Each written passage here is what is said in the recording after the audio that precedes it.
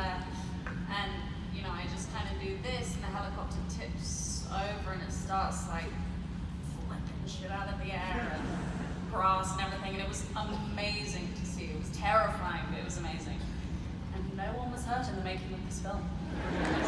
I continue to stress that because I feel like there's a general theme happening here that I don't love. Understood. Yeah, miracles do happen. Everybody's completely safe. Yeah. Here they are. The movie comes out June 7th. It's going to be great. And then as we wrap up, I just need to know for my own satisfaction, does Michael Fassbender ever wear the Magneto helmet like just for funsies? Like after a take is over or something? Yeah. Who wants to take that? Cereal out of it in the morning. It's exactly the detail that I was looking for. Thank you. Okay.